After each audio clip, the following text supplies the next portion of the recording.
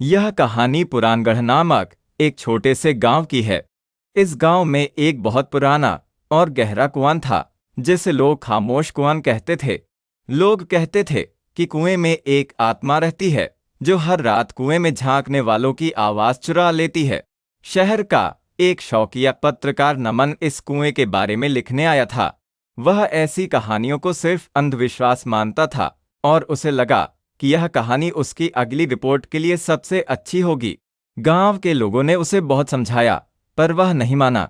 एक अमावस की रात को नमन उस कुएं के पास पहुंचा। कुएं के चारों तरफ घना अंधेरा था और हवा में एक अजीब सी नमी और उदासी थी। कुएं के चारों तरफ सूखे पत्ते और टूटी हुई डालियां पड़ी थीं। नमन ने अपनी टॉर्च की रोशनी कुएं के अंदर डाली, पर रोशनी कुएं की सतह तक नहीं पहुंच पाई। अंदर सिर्फ अथाह कालापन था। नमन ने हिम्मत करके कुएं के मेढ़ पर झुककर अंदर झांका। तभी उसे एक बहुत धीमी सिसकी की आवाज सुनाई दी। आवाज बहुत धीमी थी, पर ऐसा लगा जैसे कोई बहुत दूर से रो रहा हो। वह अपनी जगह पर जम गया और चारों तरफ देखा। कुछ ही मिनटों में उसे लगा कि कुएं के अंदर से एक नीली रोशनी धीरे धीरे ऊपर आ रही है। नमन की रूह कांप उठी। उसने तुरंत अपनी टॉर्च निकाली और उस रोशनी पर डाली। रोशनी एक औरत की थी जो बहुत ही उदास और अकेली लग रही थी।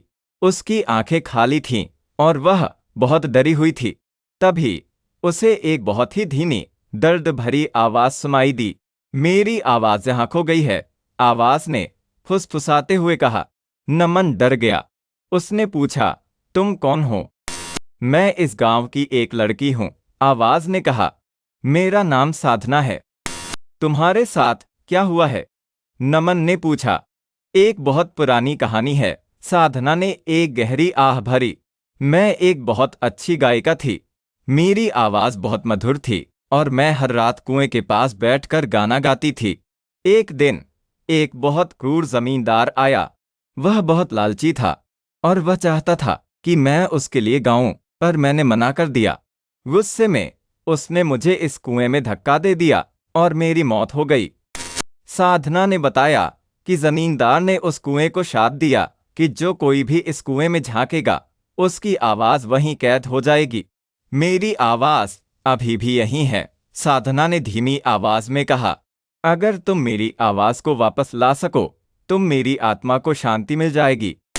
नमन की रूह कांप उठी। उसे अब सब कुछ समझ में आ गया था।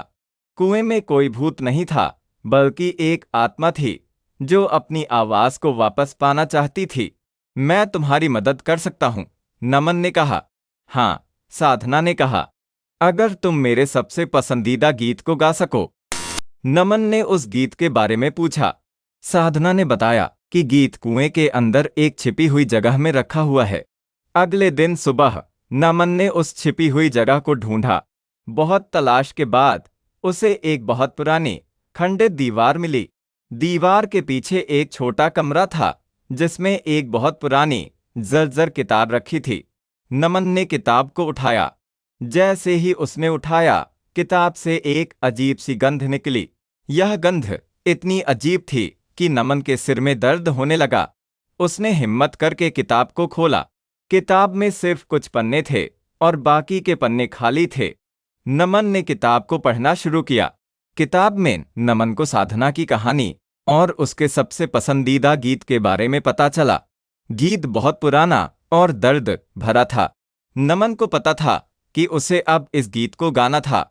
उस रात नमन कुएं के पास गया और उस गीत को गाना शुरू किया। जैसे ही उसने गाना शुरू किया, एक तेज हवा चली और कुएं के अंदर एक अजीब सी शांति छा गई। नमन ने देखा कि कुएं के अंदर एक अजीब सी रोशनी फैल गई और उस रोशनी में साधना मुस्कुरा रही थी। धन्यवाद, साधना ने कहा। अब मेरी आवाज मुझे वापस मिल गई है। साधना ने एक जादुई मंत्र पढ़ा और हवा में एक अजीब सी चमक फैल गई। नमन ने देखा कि कुआं अब साफ और नया हो गया था और उसमें अब कोई अंधेरा नहीं था। अगली सुबह जब नमन वापस गांव आया तो उसने गांव वालों को सारी बात बताई।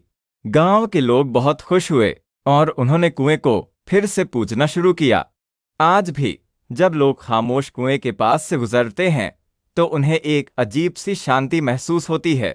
लोग कहते हैं कि कुएं में अब कोई आत्मा नहीं है, बल्कि एक गायिका है जिसने अपनी आवाज वापस पा ली है।